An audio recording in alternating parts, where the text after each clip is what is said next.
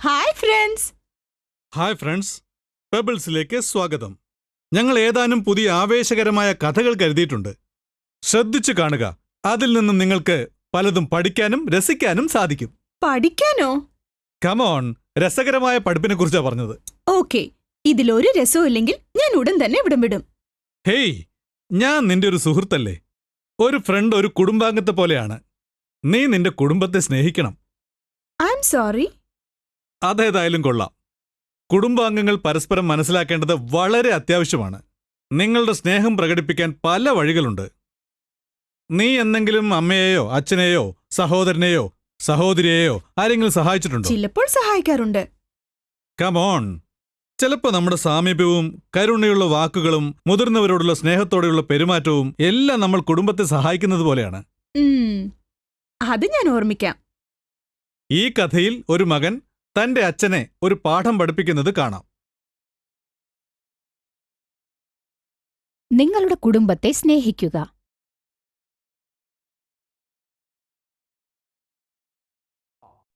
ഒരു ഗ്രാമത്തിൽ രാമൻ തന്റെ അച്ഛനോടൊത്ത് ജീവിച്ചു പോന്നു.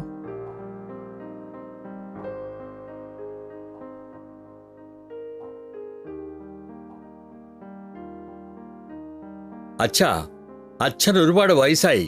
എപ്പോഴും മിണ്ടാതിരിക്കുന്നതാ നല്ലത്. ഇല്ല മകനെ, ഞാൻ പറയുന്നത്.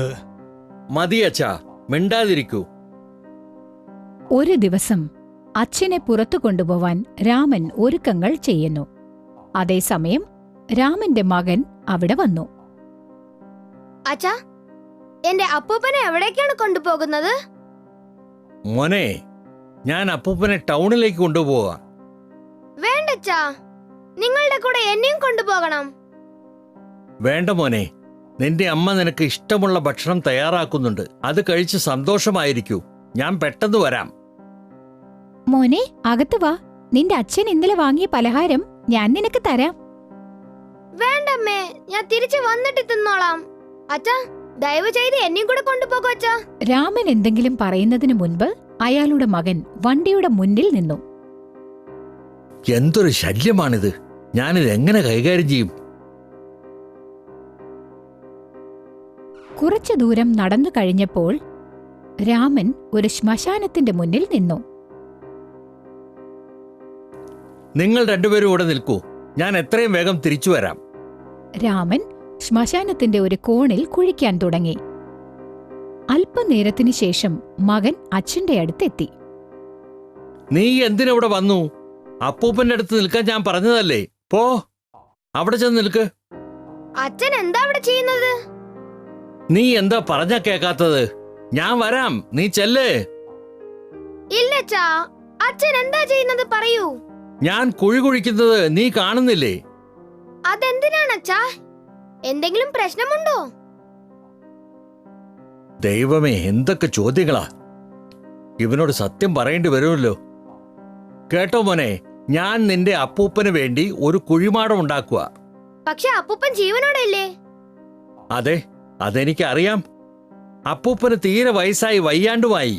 ഇനി അധികം കാലം ജീവിക്കില്ല. അതുകൊണ്ട് ഞാനും നിന്റെ അമ്മയും കൂടെ അപ്പൂപ്പനെ കുഴിച്ചിടാൻ തീരുമാനിച്ചു.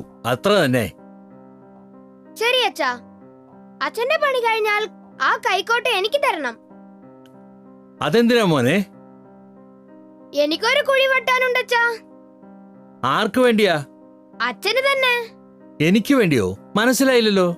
ഒരു ദിവസം അച്ഛനും വയസ്സാവില്ലേ? അന്ന് ഞാൻ അച്ഛന് വേണ്ടി ഇതുപോലൊരു കുഴി തോണ്ടും. അപ്പൂപ്പന് വേണ്ടി അച്ഛൻ തോണ്ടുന്നത് പോലെ. അതിനുള്ള ഒരുക്കങ്ങൾ മുൻകൂട്ടി ചെയ്യാൻ വേണ്ടിയാ. അപ്പൊ അച്ഛന് കാത്തിരിക്കേണ്ടി വരില്ലല്ലോ. അച്ഛനെ നേരിട്ട് ആ കുഴിയിലേക്ക് തള്ളിയിടാം. എന്ത്? നീ എന്നെ ജീവനോടെ കുഴിച്ചിടുവോ? ഇപ്പൊ അച്ഛൻ അപ്പൂപ്പന് അത് തന്നെയല്ലേ ചെയ്യുന്നത്. അപ്പൊ അച്ഛനും ഞാൻ അത് തന്നെ ചെയ്യാം. എന്റെ ദൈവമേ, ഞാൻ എന്തൊരു ദുഷ്ടതയാണ് ഈ കാണിക്കാൻ പോയത്. മോനെ, നീ സത്യത്തിൽ എന്റെ കണ്ണു തുറപ്പിച്ചു. നീ ഒരു മഹാപാപത്തിൽ നിന്നും എന്നെ രക്ഷിച്ചു മോനെ.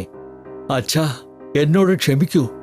ഇനിയുള്ള കാലം അത്രയും ഞാൻ അച്ഛനെ വേണ്ടതുപോലെ നോക്കിക്കൊള്ളാം. രാമൻ തന്റെ അച്ഛനെ വീട്ടിലേക്ക് തിരിച്ചു കൊണ്ടുവന്നു.